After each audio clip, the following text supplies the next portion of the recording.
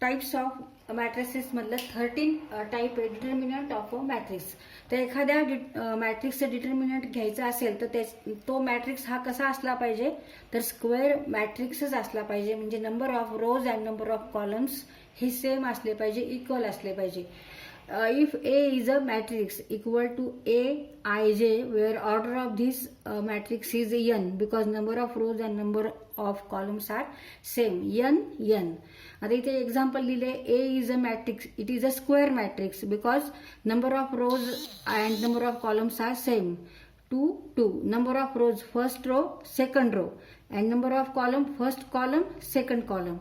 Therefore A matrix is a square matrix. तर ह्याचा आपण डिटर्मिनंट घेऊ शकतो. अशा मॅट्रिक्सचा आपण डिटर्मिनंट घ्यायचा असेल तर आपण ह्या पद्धतीने घ्यायचंय. Determinant A equal two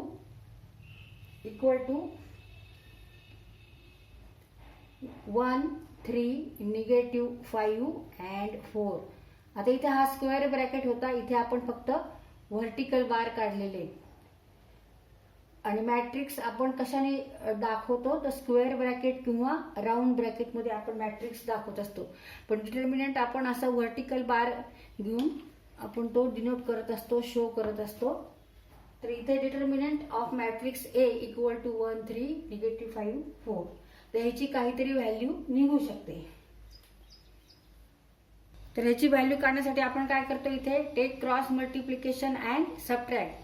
means 1 into 4 minus -5 into 3 means 4 minus -15 means 4 plus 15. Negative multiplication of two negative number equal to positive number. Negative become here positive. 4 plus 15 means 19. तर इथे व्हॅल्यू या डिटर्मिनंटची व्हॅल्यू आपण काढली, ह्या मॅट्रिक्सची व्हॅल्यू आपण काढली, ती किती आली आहे 19. तर मॅट्रिक्स A चा आपण डिटर्मिनंट घेतलेले आहे आणि त्याची व्हॅल्यू आलेली आहे 19. Second example, if matrix B of order 3/3.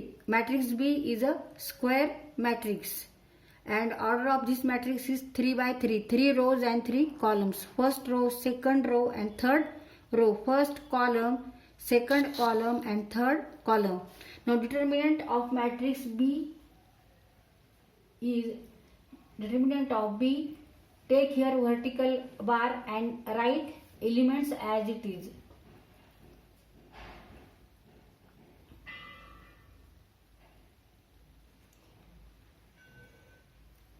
तिथे आपण हे व्हर्टिकल बार काढलेत आणि मॅट्रिक्स दाखवण्यासाठी आपण काय शो करतो, कशामध्ये शो करतो, ते कशामध्ये दाखवतो, तर स्क्वेअर बार किंवा राऊंड ब्रॅकेट मध्ये आपण मॅट्रिक्स लिहित असतो.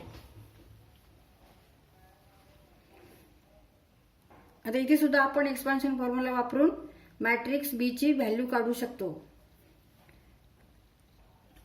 Singular matrix.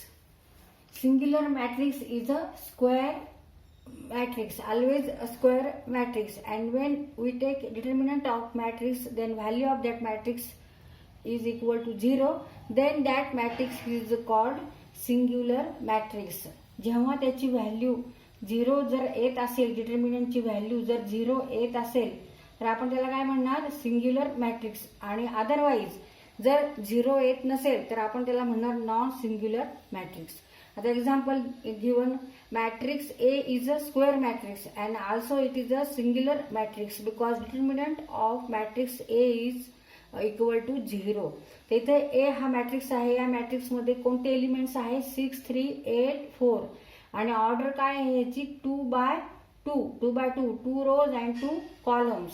तर ह्या मॅट्रिक्सचा आपण इथे डिटर्मिनंट घेतलंय, व्हर्टिकल बार मध्ये A लिहिलेला आहे आणि व्हर्टिकल बार मध्ये हे सगळे एलिमेंट्स दिलेले आहेत. आणि take here expansion formula 6 into 4 minus 8 into 3.